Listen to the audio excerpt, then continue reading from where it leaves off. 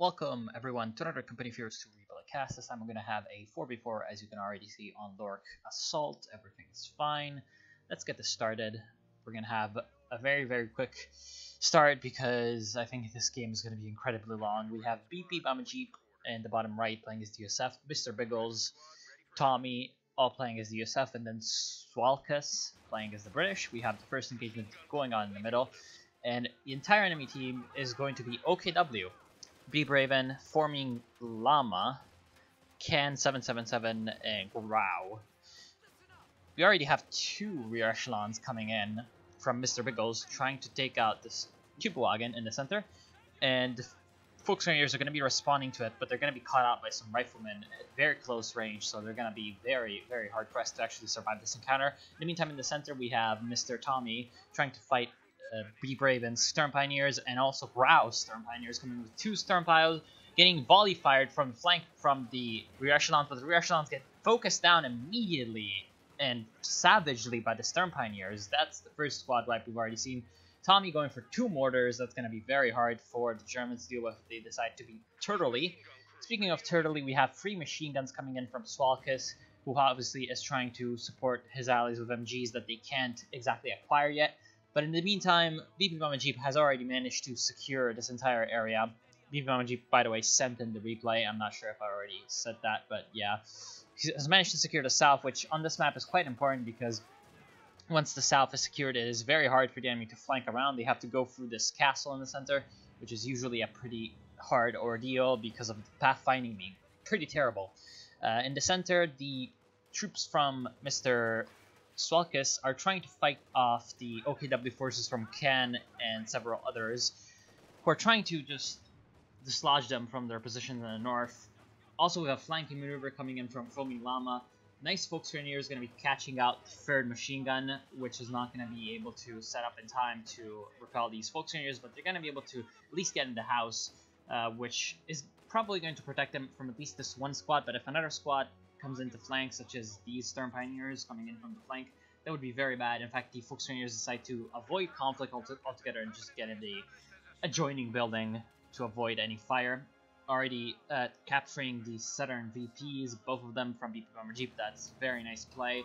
It's also allowing the allies to have a slight VP lead, which of course on Lork Assault can go pretty wildly from one end to the other because of the 5 VPs. Now, the Folksringers trying an offensive in the center towards the fuel point for the allies are trying basically their hardest, but they're not going to be able to come through the entire bunch of allied infantry that's just barring their way, and they're not going to be able to push forward to the fuel point, which is over here.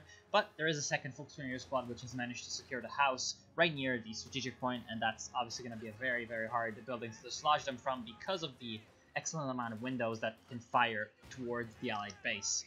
At the same time, looks like Cube Wagon got destroyed by the unrelenting advance of these rear echelon troops.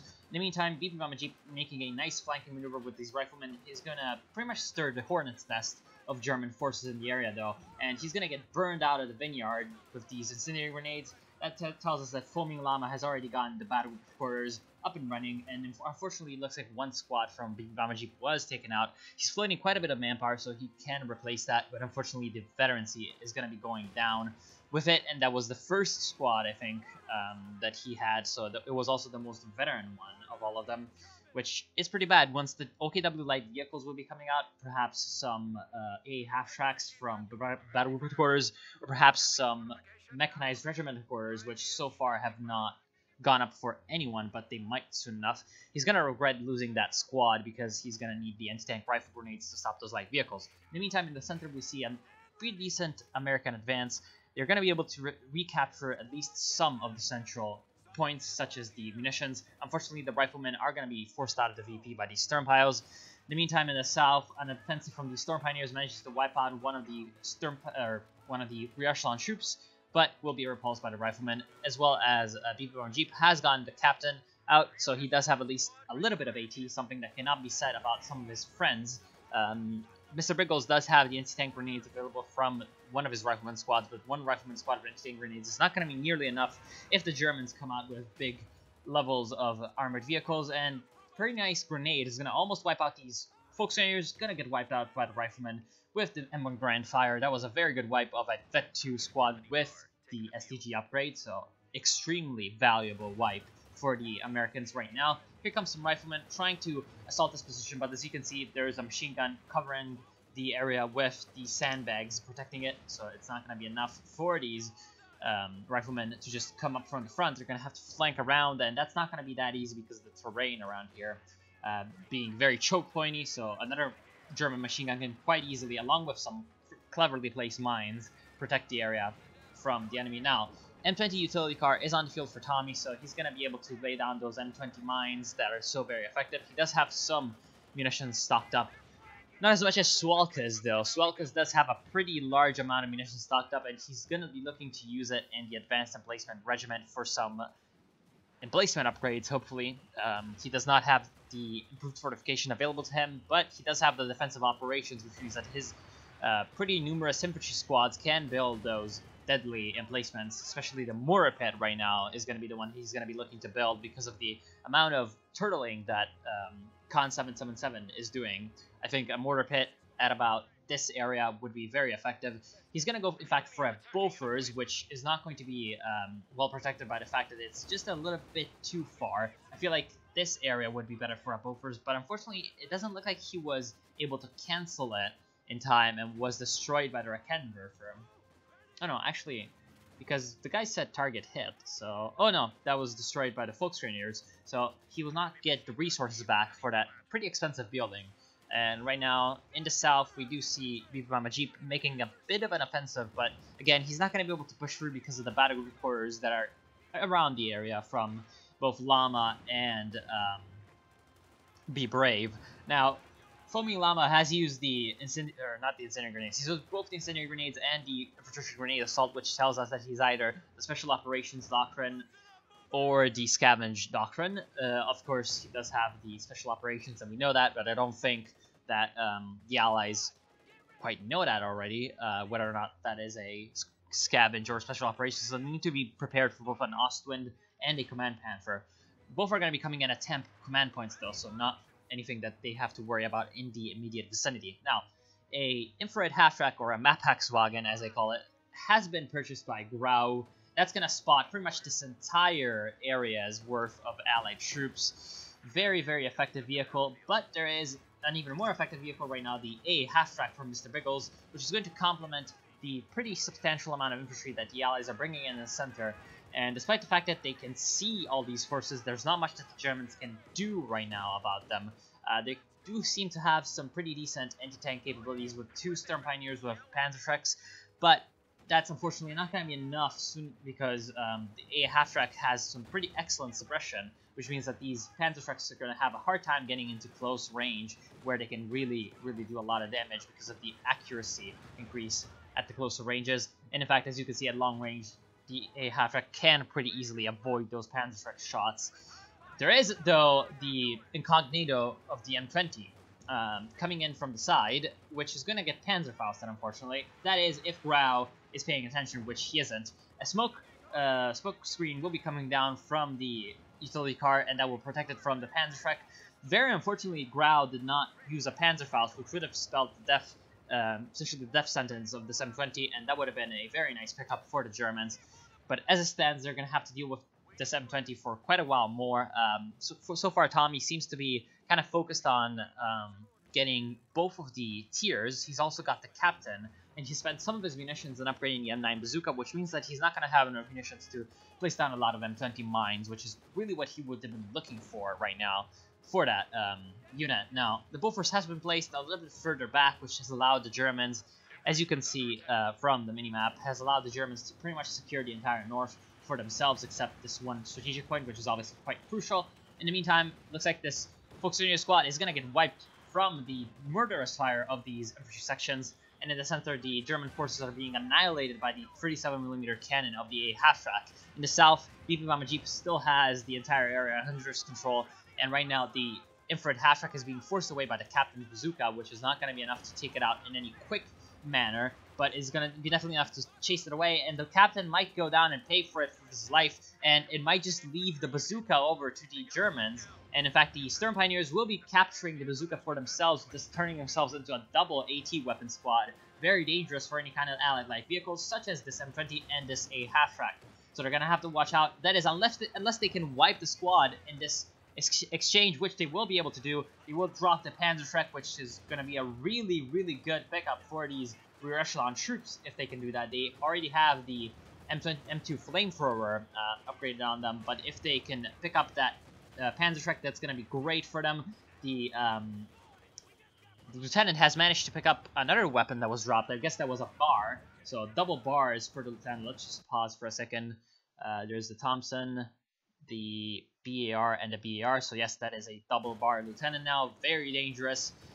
And in general, it does look like the Germans are taking huge amounts of casualties, not helped by the fact that the Americans were able to steal an MG34, but right now, the response from the Germans is coming in the form of the support gun. So the League support gun is definitely doing a lot of damage to the Allied infantry in this area, and it's protected by the fact that all these support guns are protected by the fact that there are 2 Schwere Panzer headquarters up from both Grau and Be Brave in the area, protecting them quite easily. There is also another Schwere Panzer headquarters from Foaming Llama, but it's a little bit further south, protecting the approach to the base from BP Bomber Jeep's infantry. And BP Bomber Jeep is bringing up an anti-tank gun just in case the Germans were to bring in any vehicles.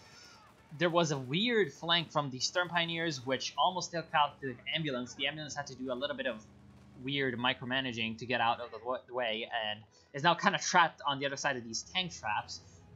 But there is the Major available to BP Bomber Jeep, and that's pretty much all that BP Bomber Jeep is kind of looking to get right now, because he does have the Tactical Support Company with the Calliope, and he will choose the Infantry Company, in fact, with the Priests. So both doctrines have the Priest and the Calliope available to them, so very good artillery support, but nothing of the vehicle frontline type of sort, which is what you would be looking for if you were looking to skip the Major Tech, which he does not.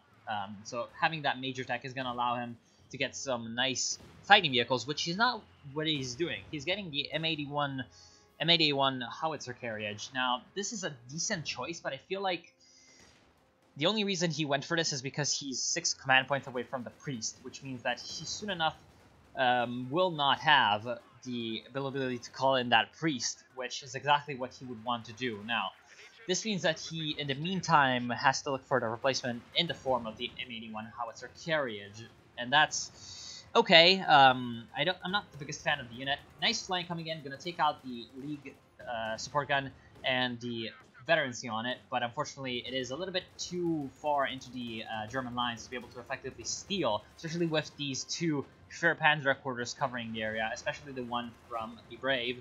And the retreat is going to be coming in, and I think this this squad might go down, but it's not getting focused by any of the German units, which is definitely good for Mr. BP I'm a Jeep. And here comes a Panzerfaust on this M20, very pesky vehicle that's still alive, and it might just go down to the attack from these German infantry squads, but the vet-free squad will get pretty much repulsed by the grenade and the fire from the 50 cal of the M20. Raketenwerfer was being brought up to support and try to take out the M20 utility cart, but it's not going to be enough. And at the same time, the support guns take out that MG34. In the meantime, M81 howitzer carriage starting to fire against the German units. It does have the ability to use the mobile barrage to increase its range, which would obviously be very effective if BP Bomber Jeep were to seriously micromanage the area. Now, the Allies do have a pretty decent asset in terms of artillery, which is going to be the British player, but he does not have any of his squads upgraded with pyrotechnic supplies, only with medical supplies. So having the pyrotechnic supplies right now would be quite useful for them, even though they don't have that much just munitions available to them. Right now, Mr. Biggles is definitely floating a bit too much manpower.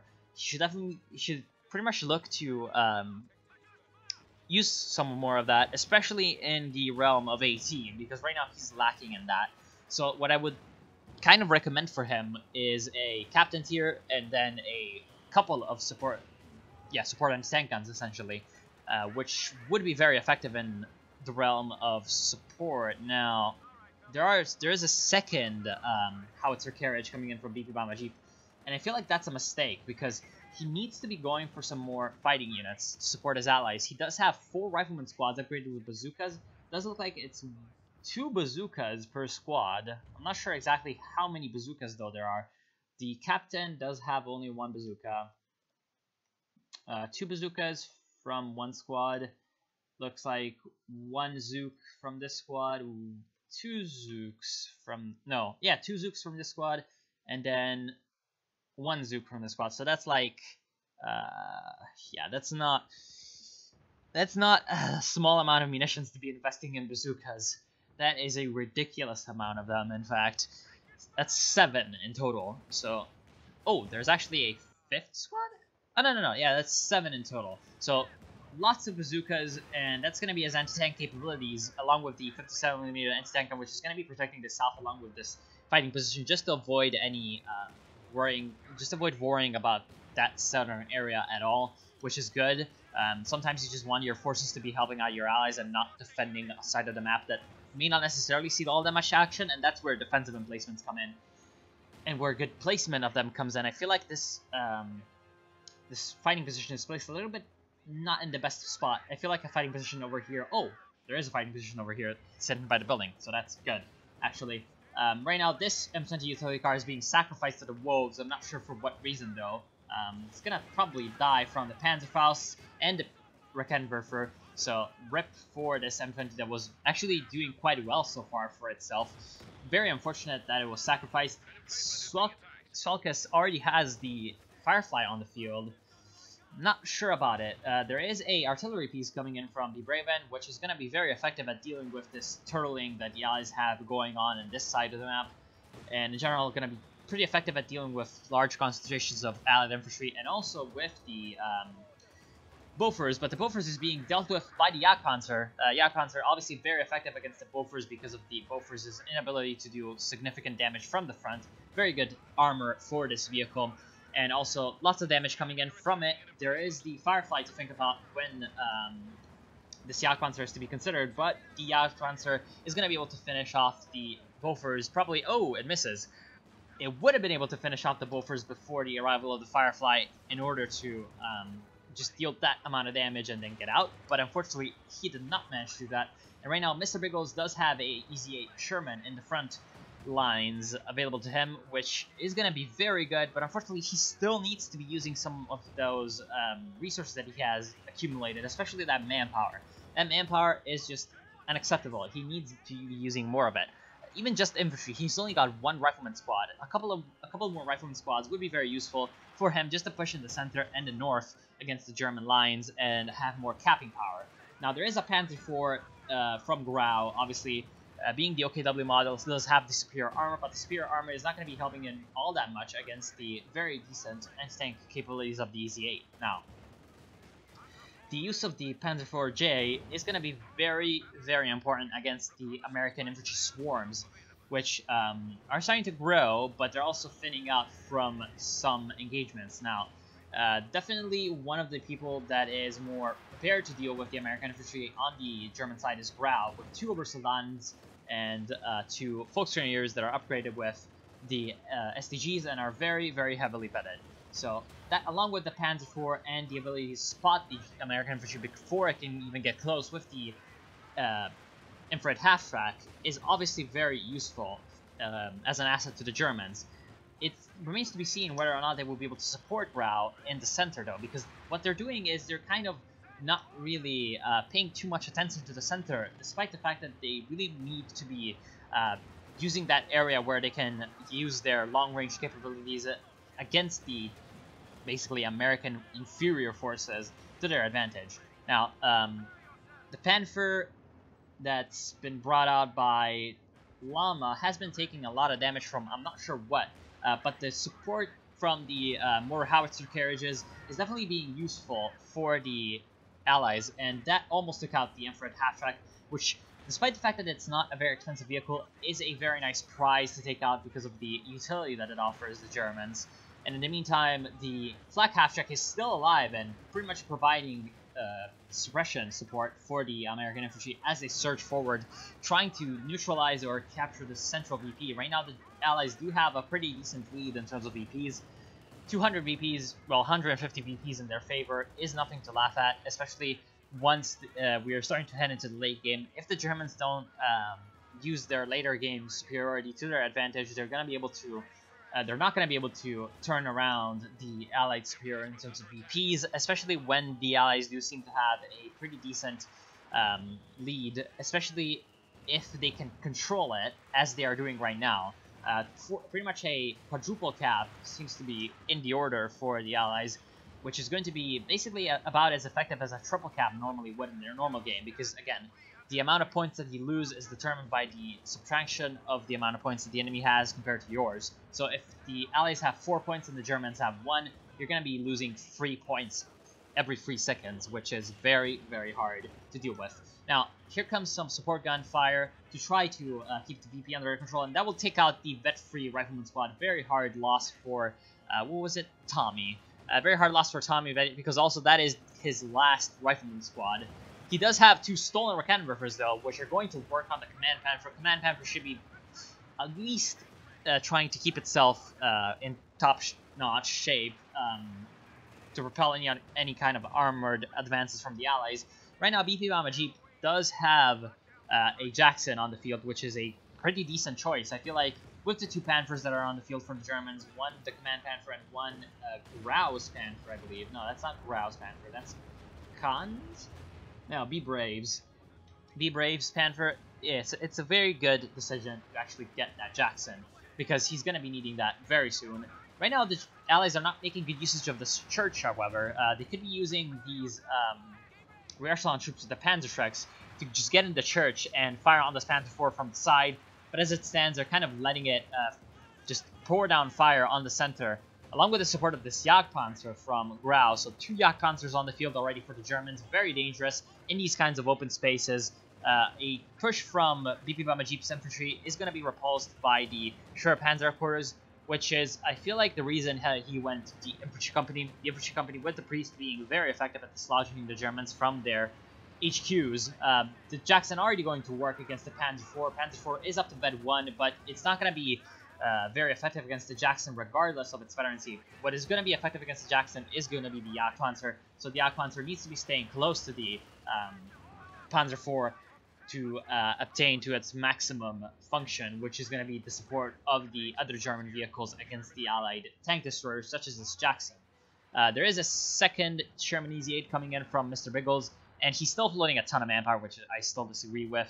Swalkas does still have the Firefly, but in terms of vehicles, he could go for a Comet right now. I'm pretty sure he does not have the Hammer Tactics selected, but I would advise him to get those as quickly as possible. He's going to then be able to get the Comet in a couple of minutes of fuel income, which is going to be very effective in pretty much every area of the map except the south. Well, it could be effective in the south too. In general, the Comet is just extremely effective in open areas such as this one. And it looks like BP Bomber Jeeps. No, that's not BP Bomber Jeeps. That's someone's ambulance though. It was taken out, unfortunately, from some artillery fire. So very good job from, I believe that was the defensive player, which is Be Brave. Yep, fortifications. That artillery piece already has 6 kills and 2 veterancy stars, which pretty much tells us that it's been doing much more damage than kills, which is very good. A very good indication of its effectiveness regardless of the kill count. Obviously, normally you'd be looking for a lot of kill count in artillery pieces, but in static artillery pieces, especially gun ones, you're also looking for a lot of damage in terms of building damage, which is likely where that artillery piece got all of its veterancy from. Now, the Easy-8 Sherman is in the center from Tommy, so we have a double rifle company selected from both Mr. Biggles and Tommy.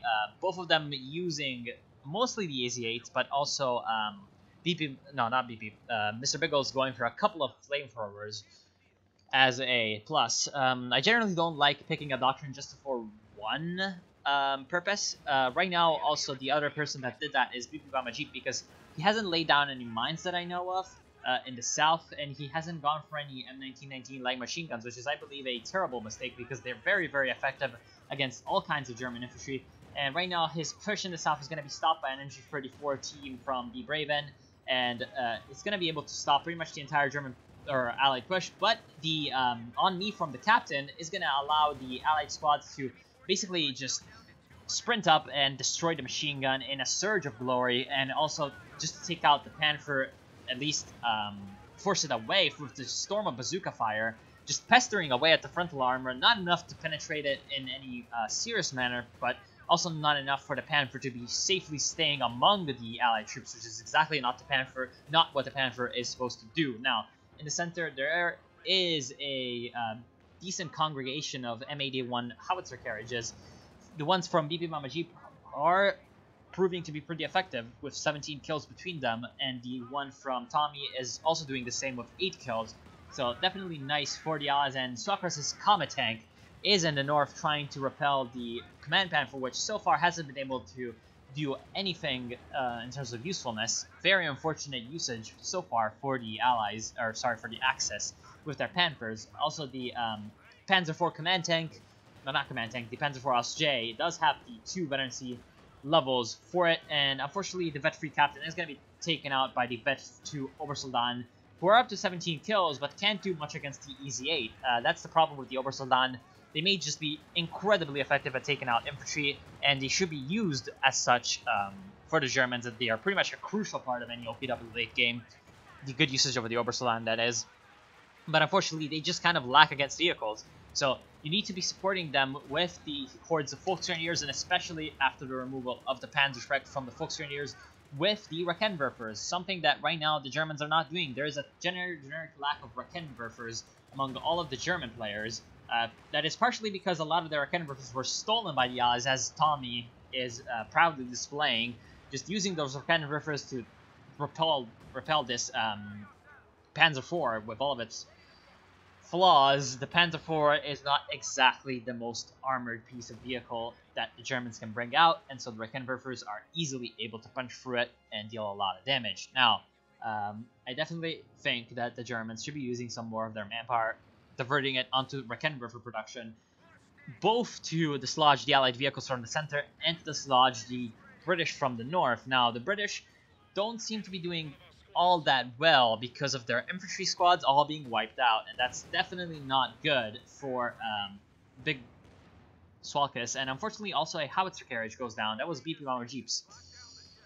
One of them going down, that was the least veteran one, which is, I guess, okay. There is a priest on the field, which does have 6 kills under its belt, probably firing at the battlecruiser quarters and the howitzer artillery from the Braven, which is a pretty decent target because he needs to be suppressing that artillery piece so that his own friendly units can essentially live in peace without having to worry about getting shelled, as right now, very good usage of the coordination from both the infrared half-track and the artillery piece reveals the vehicle crew from Tommy being repairing the Sherman, and so allowing the artillery piece to fire at both the vehicle crew and taking it out, in fact. So very good shot.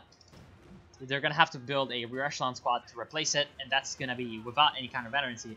Right now, though, BP Bomb Jeep is using nicely the smoke to make a nice push against the Schwer Panzer quarters. It's not going to be enough to destroy it. Remember, the bazookas are very effective against the buildings from the OKW. If you can, obviously, smoke them out and prevent them from firing back at you and suppressing you, you can use the attack round feature from the bazookas to shoot at the Schwer Panzer quarters where you know it is and destroy it. Now, looks like the medium Panzer lost. Something went down from the Germans, but at the same time, the Germans make a very good push, especially Grau with his Jagdpanzer combination, managing to take out the Jackson from BP Mama Jeep, with the usage of that camouflage ability from the Jagdpanzer, giving it more obviously punch on that first shot. Although the Jackson seems to be still alive, so I guess that was just howitzer mortar carriages? Or maybe also one EZ-8 Sherman from Tommy, because I believe Mr. Biggles still has all of his EZ-8s. That second one was recruited. Oh no, he has lost one of the EZ-8s. Okay, that's pretty decent then. Oh no, that's the EZ-8. Okay, so yeah, I guess Tommy lost an EZ-8, and Tommy definitely lost also a howitzer mortar carriage. So a pretty decent push for the Germans, but they lost something. Let's see what they lost. Khan definitely didn't lose anything. Be Brave and lost his Panther, so not the best trade for the Germans. Also not the best trade for the Allies though, so it was kind of an even trade. And right now the Allies are coming in with all their veteran infantry. They're going to be trying to capture the central VP. There is a machine gun, looks like, that they can acquire for themselves, which would be very important to do right now to suppress the Germans, especially the Obersoldaten. And there is a artillery barrage coming in on the Schwerer Panzer quarters, and right now Bibi Jeep is trying to push up with his rifleman horde to try to take out the Schwerer Panzer quarters once and for all, but he is trying to do it without any kind of smoke support because he's out of munitions, and right now he's getting run over by a Panther, and the Panther is trying to crush the infantry, but it's not going to be successful, at least not in the meantime. He's lucky that Bibi Jeep did not have enough munitions for a anti-tank rifle grenade. He's going to be taking huge amounts of damage from the bazooka fire from the rear though, and the last shot that would have taken it out does not go in because they were also focusing their fire on the Schwerer Panzer quarters. So overall, a very decent push from Bibi Jeep, managing to take out a lot of German equipment in general, but has not managed to destroy the Panther. There goes the Panzer IV, which pushed up definitely way too far and was destroyed by the horde of bazookas from the side. And at the same time in the center, an Easy-8 from Tommy is pushing through to try to flank this Jagdpanzer 40, which is obviously not going to be, or 470, which is not going to be able to keep up with the rotation of the Easy-8 because of its stealth being active. And right now, Bibi Jeep is going to be able to escape with, I think, all of his infantry squads intact, having also obtained a huge amount of experience from that push. Remember, with the vehicle damage that they did, that will be very nice for them for the experience gain. But unfortunately, the Easy-8 will also go down because Tommy forgets about microing it in the front of another Jagdpanzer coming in from the side for Grau.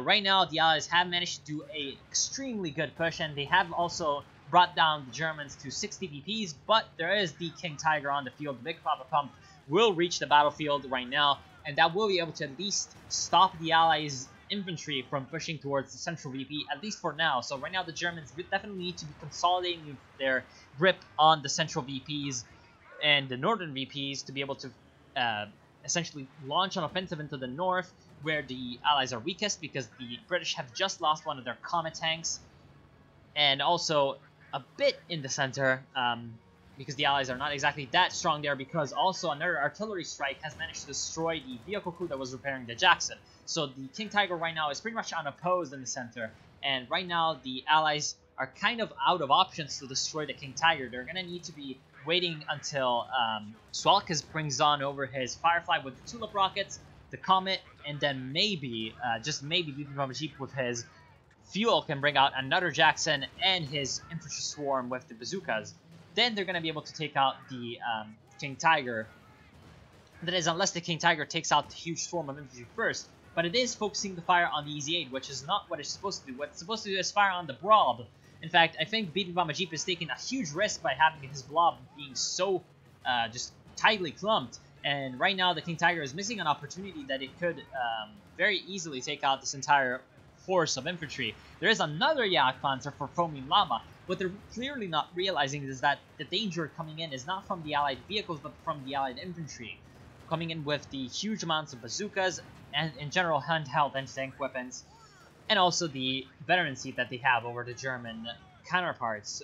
Be Braven has no veteran squads, Foaming Llama also has no veteran squads, Khan doesn't have any veteran squads either, and Grau is the only last bastion of the once glorious German infantry forces, but even he is kind of outnumbered against 3 enemy players, all of the Americans, or I guess 2 of the enemy players, both Bibi Jeep and Mr. Biggles, who have the decent amounts of veteran infantry. Now, right now, Bibi Jeep is definitely pushing his luck a little bit too much against the German AoE units, such as the King Tiger. King Tiger taking a huge amount of damage, but will be able to escape with its own life. And in the meantime, in the center, Grau is securing the center with the Obersoldaten, with the SDGs, with the Infrared upgrade. Definitely gonna be murderously destroying the Allied infantry, but they're not capturing the point for some reason. He's gonna be using the... Oh, right, he's gonna be using the unvetted squad to capture the point while his vetted squads rest out of artillery range. Very smart idea from him. Right now, Bibi Jeep does still have the priest. Looks like one of his priests was destroyed, and he's got a second priest, which he can now use finally to suppress some of these artillery strikes. They're coming in from the LEFH of Be Braven. Right now, good harassment maneuver from Foaming Llama, taking the central, or sorry, the castle VP. And that's something that right now the Germans have not done enough. Harassment moves, especially in the castle. It is very hard to defend this castle because of the pathfinding. It is generally not very worth it to leave forces there. So in general, what happens with this castle is that one side comes in and takes it, and then another side comes in and harasses it away from the other side, and then the cycle continues pretty much an infinitum. And that's not very good for the Germans right now, because the Germans need to be capturing points and holding on to them. They only have 30 VPs left, which means that right now, if they lose 2 VPs, then they're going to be losing in half a minute. If they lose 1 VP, they're going to be losing in 3 minutes. So, or no, a minute and a half. So that's definitely not a good situation for them. Now, the N81 Howitzer Mortar Carriage is up to 23 kills, which is very, very impressive for such a little tiny unit in such a very dangerous environment for the little tiny units. And right now, B. Braven has gone for a second artillery piece, which is, I think, a mistake.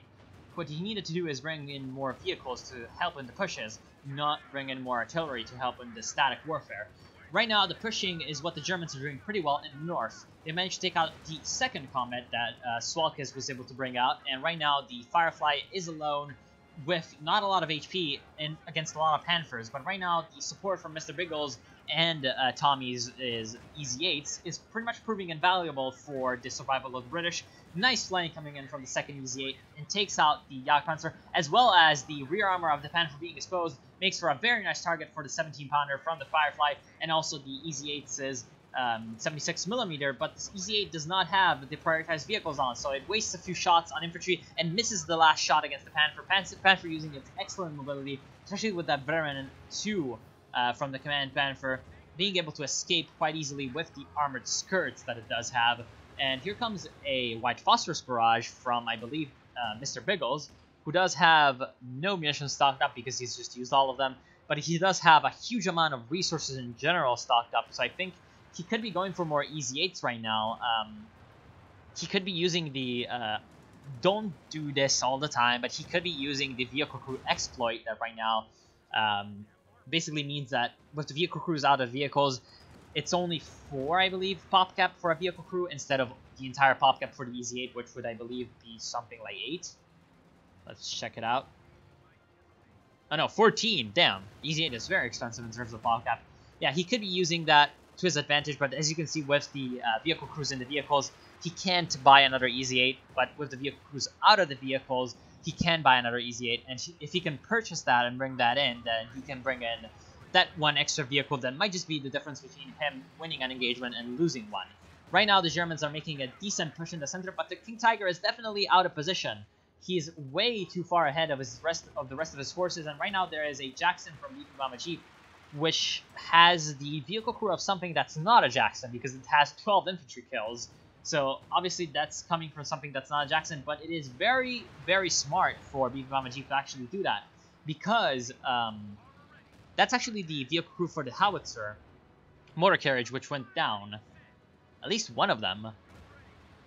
I don't see the Howitzer Mortar Carriage with 28 kills, but yeah, it's very smart because it basically means that a Ved 1 Vehicle Crew is crewing the Jackson, and the Jackson can, off the bat, use the HVAP rounds, which are pretty much instrumental in being able to penetrate the King Tiger reliably with the Jackson, which is obviously the job that you'd be buying a Jackson for. And the result of that is that the King Tiger now has to run away, limp back to the mechanized regimenters, to the automatons for repairing, and that's going to be very dangerous because the King Tiger will be out of action for quite a while, and the Allies will be able to seize upon that opportunity, hopefully, to take some of these points in the center and the north. Vet 4 Jagdpanzer taking a huge amount of damage from the tulip rockets, and more importantly, a huge amount of crits. It's blind and also has engine damage. The Howitzer Mortar Carriage from someone was destroyed by the second Jagdpanzer, but the tulip rocket-equipped Firefly will be mercilessly charging forward along with the 2 Easy 8s that are coming in from the side. Very good job. Takes out the Jagdpanzer. Will be repulsed by the Command Panther Veteran 2, but it's not enough because the Allies have managed to secure 3 points and are in the process of securing a 4th with the Infantry Horde from BP Bomber Jeep. And what's really nice is that the smoke from the destroyed Jagdpanzer over here and the smoke from this destroyed Jagdpanzer are also providing cover for the blob, just in case something were to come up from here. along with the smoke grenades being in a double, essentially double dose of smoke, protecting them from any harm. Another Jagdpanzer goes down, and I think this is going to be the end for the Germans. They're going to be trying one last hurrah at the northern VP, but it's not going to be enough. A Stuka comes in and will not hit the mark, so that's going to be the end of the game. The Germans are out of VPs, and right now, this Stuka has actually been on the field for a while and has 22 kills. That's probably why all those British infantry squads were destroyed, which is obviously one of the things that you can't always follow in 4v4s. You can't follow all of the map at once. Overall, what I think the Germans could have done better and what I think they did well, I think they did well in the center with the Jagdpanzers and in general the good pushes that they had every once in a while. What I think they did badly was the fact that they let only one of their players focus on infantry and getting a decent infantry force up and running and focusing on that and microing it. And then they focused a little bit too much attention on anti-vehicle forces for their own armor. I mean, they had like 5 Jagdpanzers at one point. That's way too much in terms of anti-vehicle. The main threat was the Allied infantry, and so they should have probably gone for a little bit more in terms of at least medium tanks, but also probably they could have gone for 2 King Tigers. 2 King Tigers in this match would have been devastating. The Allies did not exactly have that much heavy AT. Again, a little bit more investment in Panzer IVs would have also been decent. Although, I'm not quite sure about the Panthers. Definitely the Command Panther was a good idea, but it was not used correctly. It was a little bit too reckless charging into the battle sometimes, and it was a little bit too cautious sometimes, not going after the artillery pieces and the Jacksons when it should have. Also, the 3 artillery pieces from Be Brave were not a good decision in my opinion. He should have focused his manpower on, again, building a proper infantry force and bending it up so that the Germans could have a capping presence on the field, which was pretty much the main thing that they were lacking, despite the fact that they were consistently doing pretty decent in engagements up to the end. I mean, they were pushing the Allies up to this area of the map right at the end, basically. So they had control of more than 50% of the map, in fact, in terms of influence. They could just project their influence right, almost up to the Allied base, right up to the end. So what went wrong was the fact that they couldn't follow it up with infantry and then capturing and holding the areas under their control. So what I feel like at least 2 or more of their players should have done is focused more of their manpower efforts on infantry and anti-tank vehicles. Not anti-tank vehicles, anti-tank guns, sorry. Just to capture and hold the deadly combination of infantry and support weapons that the Germans were unfortunately not able to bring to the field. They relied a little bit too much on their buildings and their artillery to secure the areas, and that clearly failed and it led to defeat. And also the fact that they never really probed the south. BPMG pretty much took that and kept it the entire game. Pretty much meant that one of these VPs might as well have not existed. It might as well have been a passive buff to the Allied VP rate that was never challenged for the Germans. In general, yeah, that led to a very, very crushing VP victory despite the pretty even game in terms of engagements. So yeah, I want to thank you all for watching. I hope you learned something from this cast. Hope you'll join me again, and I'll see you soon.